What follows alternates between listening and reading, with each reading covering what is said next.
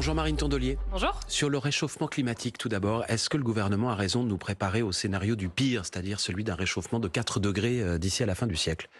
C'est vrai qu'on vit un moment qui est un peu vertigineux pour les personnes qui portent l'écologie depuis longtemps, c'est-à-dire de voir que là où on a été qualifié de complotiste, moqué, conspué, le gouvernement arrive aujourd'hui aux mêmes conclusions que nous, c'est-à-dire que quelque part il est déjà un peu trop tard, donc c'est quelque part une reconnaissance de ce qu'on disait depuis des années, mais on n'est absolument pas rassuré parce que avoir le bon constat ne suffit pas, il faut les solutions qui vont avec, et là-dessus l'histoire, les actes précédents ne sont pas de nature à nous rassurer, y compris ne serait-ce que la semaine dernière, quand Emmanuel Macron demande à l'Europe une pause sur l'environnement, voilà, on voit bien qu'on est dans un en même temps avec ce gouvernement et qu'en matière d'écologie, il ne peut pas y avoir de en même temps. Mais vous dites aux Français, les années qui viennent, la décennie qui vient va être difficile, ça va faire mal. Et ça va être terrible, qu'on le veuille ou non. Et je vais vous dire, ce ne sera pas de la faute des écologistes, parce qu'on a l'impression qu'on est parfois le bouc émissaire de tous les maux de ce pays, mais vous pouvez enlever tous les écologistes de France et même du monde, les problèmes auxquels l'agriculture va devoir faire face sur l'eau et les citoyens, les problèmes auxquels on va devoir faire face sur comment on vit dans une France à 4 degrés, avec ou sans écologistes, ce sera le cas. Et donc je vois bien qu'il y a une proportion, y compris parce que certains autres membres du gouvernement, dont le ministre de l'Intérieur, nous présentent comme les boucs émissaires très clairs de tous ces problèmes. Mais l'histoire des boucs émissaires, c'est qu'en général, quand même, ils sont innocents. Mais il y a un truc, voilà, sur l'écoterrorisme, on voit bien qu'on devrait être les responsables de tout. Aucune responsabilité pour vous dans le fait que l'écologie n'est pas le premier dossier en haut de la pile.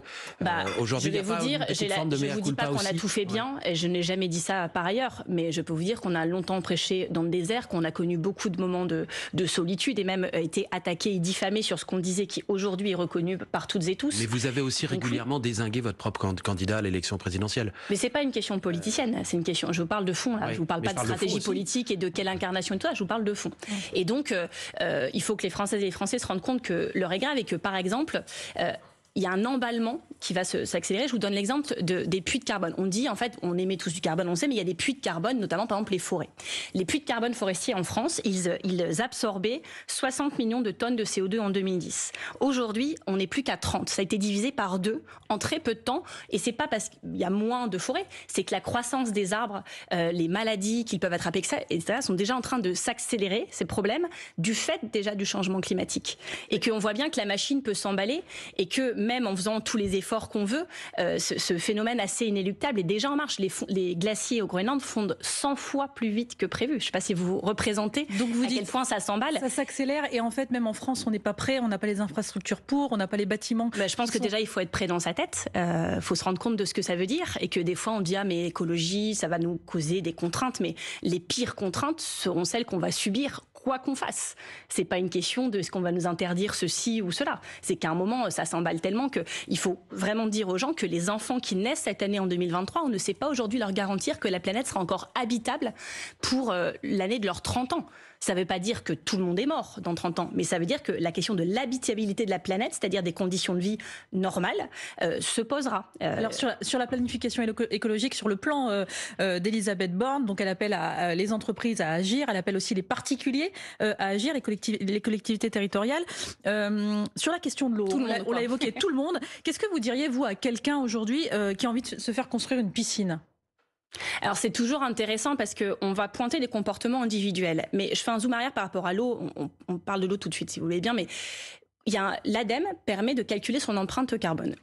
Vous pouvez y aller, c'est hyper intéressant à faire. Je vous préviens, c'est un peu déprimant. Pourquoi c'est déprimant ? Parce que même si, comme moi, vous ne mangez plus de viande depuis des années, que vous avez décidé de ne plus prendre l'avion, avant même de répondre aux questions, quand vous commencez le test, le fait même d'être français, vous commencez à 2 tonnes de carbone. Parce que les services collectifs, les hôpitaux, les écoles, etc. de ce pays produisent déjà 2 tonnes de carbone par habitant, avant même que vous disiez ce que vous mangez, comment vous vous déplacez, où vous habitez, etc. Parce qu'on est français. Et donc, ces 2 tonnes, pourquoi c'est important ce chiffre ? C'est que c'est le chiffre qu'aucun humain ne doit dépasser sur cette planète si on veut qu'on ait besoin que d'une seule planète, qu'une planète nous suffise. Donc vous dites quoi ? Les efforts particuliers servent à rien en fait ? Je vous dis qu'évidemment c'est important, mais qu'il faut arrêter de mettre la pression sur les gens en disant « Et qu'est-ce que tu as mangé ce midi ? Et t'es allé où travailler ? Et c'était quoi le moteur de ta voiture ?» Surtout quand les gens n'ont pas les moyens de s'en acheter une autre. Il y a vraiment un gros effort structurel à faire dans ce pays. Et ça, il y a une responsabilité de l'État parce que là... Sans culpabiliser donc ? Pour en revenir à la question de Salia, c'est pas une question de culpabiliser. c'est devenu les jets privés d'il y a quelques mois. Il faut que les gens aient conscience de ça. Mais c'est pas à cause de la piscine du mec qui va avoir chaud cet été qui va dire je fais une piscine pour mes enfants. On peut pas en fait aborder le sujet comme ça. Par ailleurs, la transition ne sera possible et acceptable que si elle est juste. Je rappelle quand même que 1% des plus riches émettent autant en CO2 que 50% des plus pauvres de cette planète. Et donc à un moment, évidemment qu'il faut se poser cette question. Et c'est intéressant parce que Jean Pisani-Ferry, qui est un des principaux conseillers économiques de ce président, rédacteur du programme économique d'Emmanuel Macron en 2017. On peut dire qu'il n'est pas d'extrême gauche ni de gauche tout court d'ailleurs, et c'est pas grave, c'est pas ce qu'on lui demande en l'occurrence, mais il a fait une interview cette semaine qui dit des choses qu'on aurait pu être moqué pour dire il y a encore un an, notamment qu'il faut taxer les 10% des Français les plus riches. L'ISF qu'il propose, j'ai l'impression, n'est pas climatique. Parce qu'un ISF climatique, qu'est-ce que ça veut dire? C'est que vous taxez plus les avoirs ISF qui sur sont... le patrimoine financier des plus riches, mais qui servirait à financer la transition écologique. Donc, parce qu'il y a 3 étapes. Il y a ce gouvernement qui a supprimé l'ISF, qui déjà n'est pas normal sur le plan social tout court. Lui, il dit, en fait, il va falloir taxer les plus gros patrimoines, et ce en quoi il a raison, mais c'était très subversif de le dire. Je rappelle quand même les propos que j'ai pu avoir sur les milliardaires il y a encore 3 mois, c'est très subversif. Mais le gouvernement dit toujours non. Comment? Le gouvernement dit toujours non. Oui, bon, c'est quand même un conseiller de Macron qui le dit, donc on sent que la bataille culturelle progresse. La bataille culturelle progresse en tout cas sur le sujet, et des choses que disaient les Verts et Oxfam il y a 3 mois, c'était subversif. Jean Pisani-Ferry, qui est loin d'être un gauchiste, le dit aujourd'hui, tout en disant en plus très clairement qu'on ne pourra pas faire cette transition sans justice et qu'il faudra que, évidemment, les plus riches contribuent beaucoup plus que les plus précaires. L'étape d'après, c'est que, en fait, il propose quasiment l'ISF. C'est intéressant. 10 ans après qu'on a été conspué parce qu'il fallait pas le supprimer et que nous on disait que non, et qu'il disait si on a raison, on est le cercle de la raison. Et on est très fort en économie et on vous dit que c'était vraiment, vous comprenez rien, mais en fait c'est ça qu'il fallait faire. Donc là, les plus grands économistes vraiment de droite disent c'est ça qu'il faut faire. Et l'étape d'après, c'est d'en faire un ISF climatique, c'est-à-dire de taxer évidemment plus les placements qui contribuent à accélérer le changement climatique, parce que les gens qui ont de l'argent, ils n'ont pas le même impact sur le climat selon là où ils le placent. Mais par exemple, et sans parler des jets privés, des super yachts, mais tout ça est quand même assez lié. Un placement dans une entreprise qui est en cours de conversion, c'est pas tout noir ou tout blanc. Non, c'est pas tout noir ou tout blanc. Vous taxez pas? Après, il y a des experts. Évidemment, c'est très compliqué. Un groupe qui s'engage à sortir du pétrole, mais dans 5 ans ou dans 10 ans. Il y a des débats sans fin sur les œuvres d'art. Est-ce qu'on les taxe ou pas?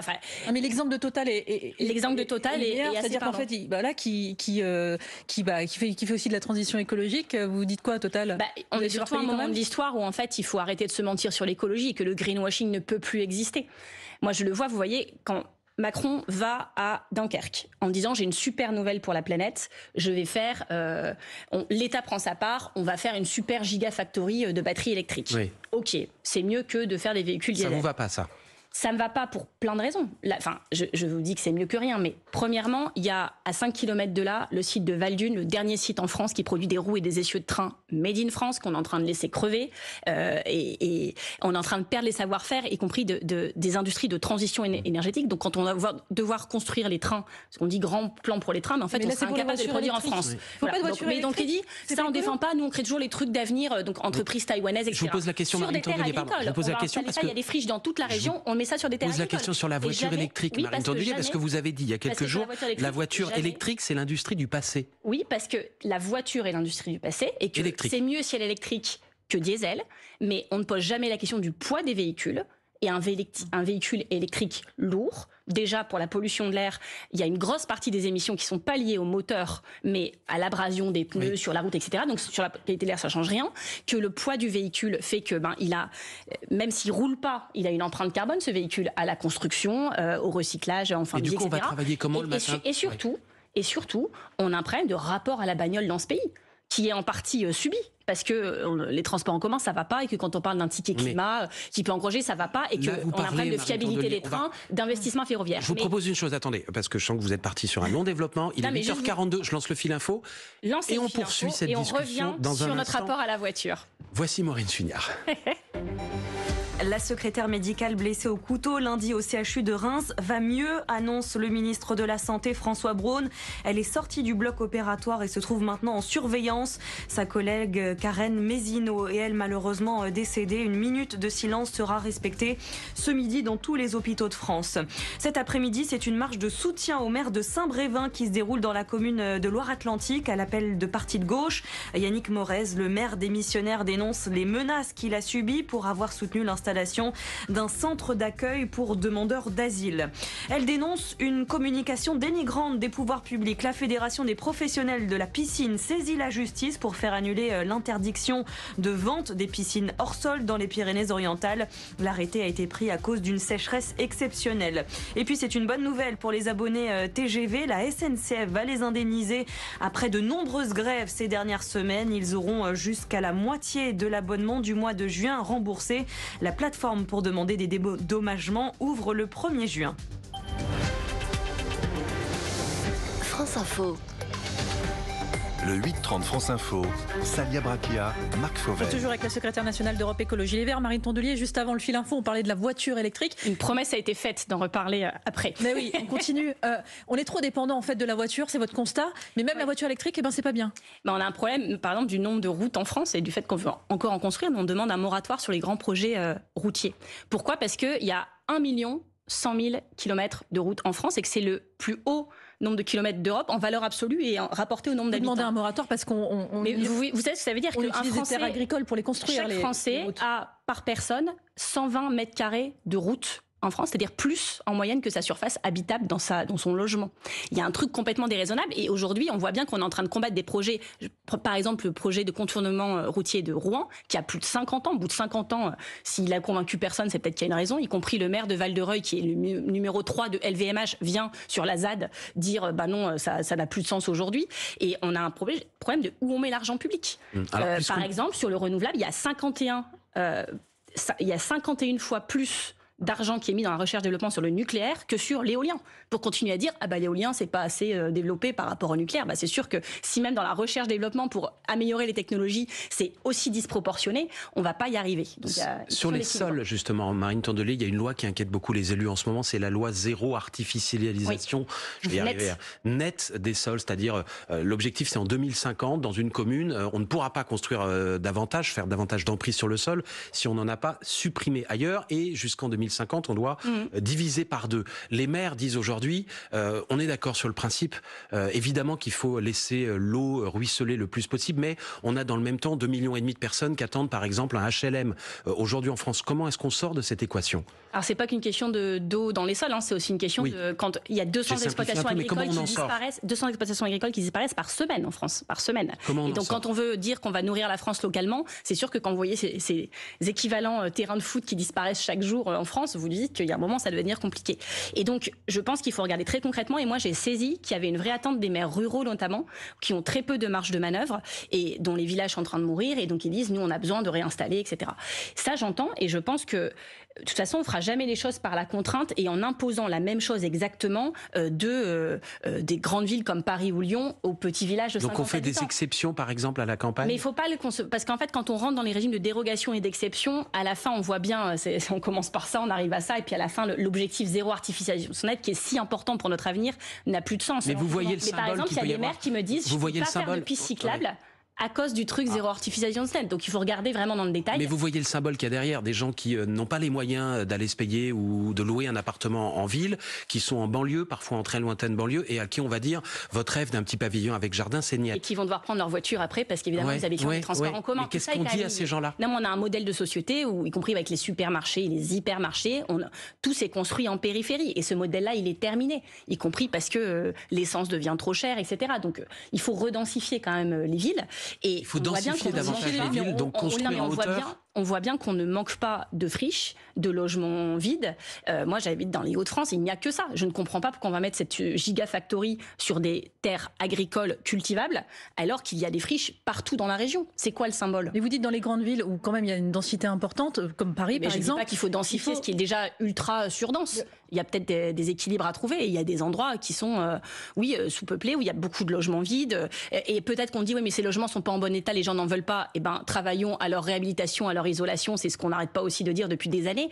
Donc oui, il faut aller dans le sens du bon sens. C'est pas très compliqué. Sur l'agriculture et sur le dernier rapport de la Cour des comptes, Salia Braquia. Oui, la Cour des comptes appelle à réduire de manière importante le cheptel de vaches françaises pour moins polluer. Les vaches sont responsables de 12% des émissions de gaz à effet de serre. Vous partagez cet appel de la Cour des comptes ? Je pense que tout le monde a bien compris, même ceux qui aiment la viande et qui, on ne va pas les condamner de bien aimer la viande, mais chacun voit bien que la quantité de viande qu'on mange par habitant en France n'est pas durable pour la planète, mais en plus n'est pas bonne pour la santé. On dit parfois, si on mange moins de viande, on ne va pas être en bonne santé. Aujourd'hui, les experts sanitaires nous disent qu'un Français moyen mange trop de viande pour sa santé. C'est pas ça l'argument. Et on voit bien qu'il y a une empreinte carbone de la viande. Vous voyez, quand on parle du maïs, par exemple, et de la sécheresse, le maïs, c'est très compliqué. Les gens disent, ils veulent nous empêcher de manger. Mais plus de 80% du maïs qui est cultivé en France, c'est pour nourrir en fait le bétail. Oui. Donc il faut se dire que quand on mange la viande, c'est l'empreinte carbone, mais c'est aussi le nombre d'eau qu'il a fallu pour nourrir cet animal, plus les questions de souffrance animale auxquelles moi je tiens. Je demande pas à tout le monde d'y tenir, mais c'est aussi quand même un sujet quand on prétend être un pays civilisé. Il y a un pays qui a tenté de réduire même drastiquement la part de ses élevages, un pays pas très loin de chez nous, ce sont les Pays-Bas. Ça a donné lieu à des manifestations monstres d'agriculteurs, et ça a donné lieu dans la foulée aussi à une poussée populiste importante aux Pays-Bas sur l'ère du, vous voyez, nos élites oublient les campagnes. Comment éviter ça en France ? Déjà, moi, je pense pas que les écologistes soient les ennemis de l'agriculture. Moi, je dis souvent. C'est pas ma question. Non, mais c'est pas ma question. Là, c'est la Cour des comptes. Je vois bien que c'est le contre-modèle. C'est-à-dire que on dit, il faut faire très attention, et y compris des membres de gouvernement me disent ça. Me disent, agriculture, très attention, parce que si on fait des trucs, ça va causer le RN. Mais en fait, il faut porter un peu son courage en politique. Et le devoir des politiques, c'est pas juste d'être populiste, c'est de savoir dire quand on va dans le mur. Et je pense pas que ce soit ne pas aimer l'agriculture que de leur dire la vérité. Du fait que, avec ou sans écologistes, ils manqueront d'eau, avec ou sans écologistes, ils auront un problème à plus 4 degrés à produire les mêmes choses au même endroit, et que sur l'élevage intensif, c'est pas vrai en plus que ça les fait vivre bien. Regardez le revenu moyen des agriculteurs. Intensif aujourd'hui. Oui, mais laitier, il n'y a pas que ça. Oui, mais c'est pas ça qui est en cause. Nous, par exemple, notre mesure politique qui est partagée par toutes les assos climat, c'est d'interdire les nouvelles ouvertures de grands élevages industriels. Évidemment qu'il faut le faire pour des tas de raisons qui ne sont pas qu'environnementales d'ailleurs, qui sont aussi questions de dignité animale, de quelle société on veut, et aussi de malbouffe. Parce que derrière la malbouffe et l'ultra agro-business, c'est climaticide, ça fait pas bien vivre les producteurs, et c'est quand même, ça cause des débats, y compris des dégâts sur la santé des gens, à la fin, la qualité de ce qu'on mange. Donc oui, c'est un sujet auquel on tient, et je pense qu'on n'est pas les seuls, en tant qu'écologistes, à y tenir. Marine Tondelier, secrétaire nationale d'Europe Écologie Les Verts, invitée de France Info jusqu'à 9h, il est 8h50. Maureen Suignard pour le Fil Info. Emmanuel Macron à Roubaix demain pour rendre hommage aux 3 policiers morts dans un accident de la route dimanche à Villeneuve-d'Ascq. Le président va rencontrer les familles et les collègues des victimes à l'école nationale de police située dans la commune. Le conducteur d'une voiture alcoolisée et droguée les a percutés. 1 minute de silence dans tous les hôpitaux de France ce midi pour Karen Mézineau, cette infirmière de 37 ans tuée par un homme au CHU de Reims. Ce matin, le ministre de la Santé indique que la secrétaire médicale qui a été blessée par le même homme va mieux. Elle est sortie du bloc opératoire. En Russie, le gouverneur de la région de Belgorod signale de nombreuses attaques de drones menées pendant la nuit. Moscou qui affirmait hier avoir écrasé un groupe de combattants russes, des opposants au président Vladimir Poutine venus d'Ukraine. La promesse de discussions houleuses à venir. Vous ne pouvez plus à partir d'aujourd'hui partager gratuitement votre compte Netflix. Seuls les utilisateurs d'un même foyer reliés par leur adresse IP pourront le faire. Il sera possible d'ajouter un compte pour 6 € en plus par mois. France Info. Le 8-30 France Info, Salia Brachia, Marc Fauvel. Avec Marine Tondelier, la secrétaire nationale d'Europe Écologie Les Verts. Plus de 413 milliards d'euros sur 7 ans pour les armées. C'est le projet du gouvernement dans sa loi de programmation militaire, examiné cette semaine à l'Assemblée. Est-ce que la France a raison de dépenser autant pour se protéger ? C'est sûr que ça interroge, je pense, beaucoup de personnes, dont moi, les écologistes, qui ont vraiment une tradition, dans notre ADN, c'est très ancré le pacifisme. Et donc oui, ça interroge d'augmenter autant ce budget, parce qu'on se dit toujours que dans ce gouvernement qui est quand même austéritaire de base, s'ils augmentent là, c'est qu'ils vont baisser ailleurs. Et on a toujours peur de là où ils vont aller baisser. Mais ça, c'est la première chose. Le contexte, la deuxième chose, c'est qu'évidemment que la sécurité, c'est un sujet important pour beaucoup de Français, et en fait pour tout le monde, y compris pour les écologistes, mais que la sécurité, à la fin, c'est pas que le budget de la défense. C'est la sécurité de l'air qu'on respire, de l'eau qu'on boit, des sols sur lesquels on habite et dont on se nourrit. Et que je vois des fois des gens qui sont ultra sécuritaires dans leur vision. Si vraiment ils tenaient à la sécurité des gens, ils seraient pas concentrés sur leur sujet fétiche, mais sur une sécurité globale qui inclut en fait beaucoup l'environnement. Mais vous dites par exemple, comme le communiste Fabien Roussel, que la dissuasion nucléaire nous coûte trop cher. C'est un vrai sujet. C'est un vrai sujet, mais on voit bien nous, on est très anti-nucléaire. en sujet d'armement, mais on a toujours dit, y compris pour la dissuasion nucléaire. Non, mais on ne peut pas sortir unilatéralement du nucléaire. On voit bien que ça marche pas comme ça, la vie. Et donc, par contre, être engagé vers une sortie multilatérale du nucléaire en s'engageant chacun vers une désescalade nucléaire, ce que prévoient les traités dont la France est signataire. Vous pensez aller convaincre demain matin Vladimir Poutine de sortir du nucléaire ? Non, pas demain matin, et je pense pas qu'on soit ni angéliste ni stupide. Mais pour le coup, on est très engagé sur ce sujet et on a raison de l'être. Parce que je peux vous dire que chacun a eu peur et a encore peur au moment du conflit ukrainien de savoir entre les mains de qui cette arme nucléaire est aujourd'hui. On voit bien que c'est un sujet quand même de sécurité mondiale. Et donc oui, on a raison de l'être depuis le début, de continuer à l'être. Et je suis extrêmement fière que les écologistes, notamment Cyrielle Châtelain et Julien Bayou, les chefs de file sur cette loi, aient réussi hier soir à faire inscrire dans la loi de programmation militaire des choses pas complètement révolutionnaire, mais de faire inscrire dans la loi qu'on allait respecter le traité sur le sujet dont on est signataire. Vous voyez, on se réjouit maintenant de mettre dans la loi qu'on va respecter le traité dont on est signataire, mais sachez que sur ces sujets-là, c'est en fait un pas énorme et un signal qu'on envoie aussi au monde à chaque fois, parce que c'est évidemment la France ne peut pas être seule à le faire, mais il faut montrer l'exemple quand on prétend être la France. Est-ce que la France devrait livrer des avions de combat à l'Ukraine ? Oui. Ça va peut-être vous surprendre comme position pour une écologiste. Oui. Là, on ne comprend plus. Très très clairement, on est des pacifistes, mais quand la guerre a lieu, parce que parfois on a beau être pacifiste, elle a lieu, on n'est pas hypocrite et on choisit toujours très clairement notre camp, dans lequel l'Ukraine, ça nous a pas pris très longtemps.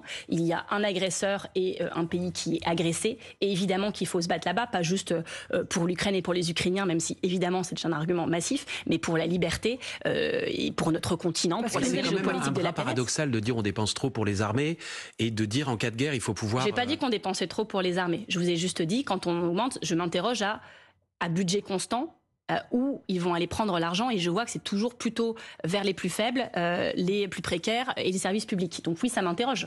Mais on n'a jamais dit qu'il fallait plus d'armes, plus d'avions. Par contre, on veut aussi beaucoup de transparence, notamment sur on parle par exemple de la production d'armes. Oui, il faut une transparence totale envers les parlementaires. C'est pas le cas aujourd'hui sur le contrôle de à qui nous exportons des armes dans le monde. Donc quand c'est à l'Ukraine, je trouve ça entièrement normal et je le défendrai tant qu'il faudra le défendre.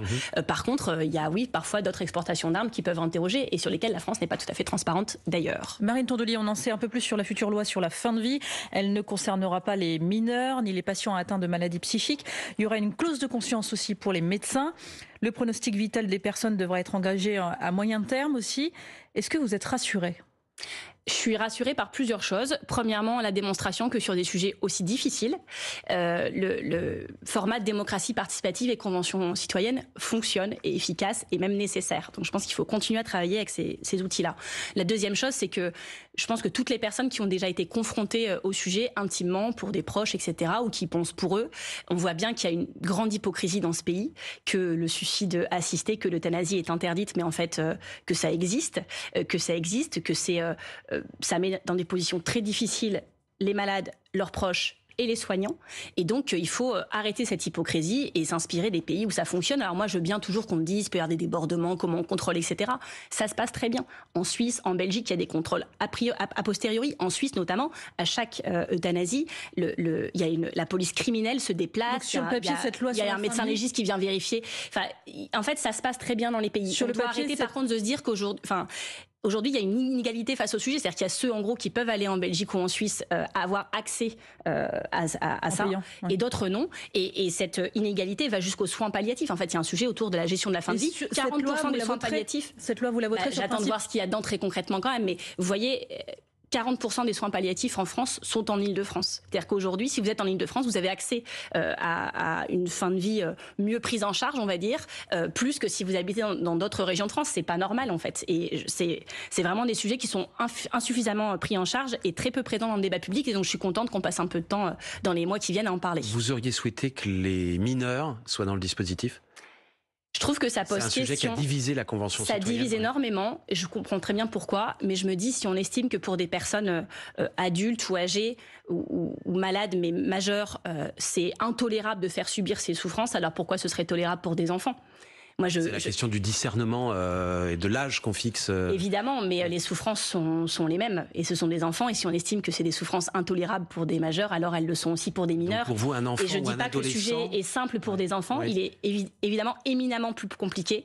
Mais on ne peut pas, par lâcheté finalement, et en disant ça va faire trop de débats d'un coup, le laisser sur le côté. Ça, c'est une demande que vous porterez lors de l'examen du texte à l'Assemblée, la possibilité on aura nos chefs de file sur le sujet, mais je pense que ça va faire partie des débats et légitimement, parce qu'il y a des cas qui ont défrayé la chronique, qui étaient des mineurs et auxquels cette loi, si elle ne s'attaque pas aussi au sujet pour les mineurs, ne changera rien et on se retrouvera dans 10, 15, 20 ans à revivre sur vos chaînes les mêmes drames qui vont déchirer le pays avec chacun qui a son avis et qui se demande comment on en est arrivé là. Merci Marine Tondelier, secrétaire nationale d'Europe Écologie Les Verts, invitée ce matin de France Info. Bonne journée à vous. Merci à vous.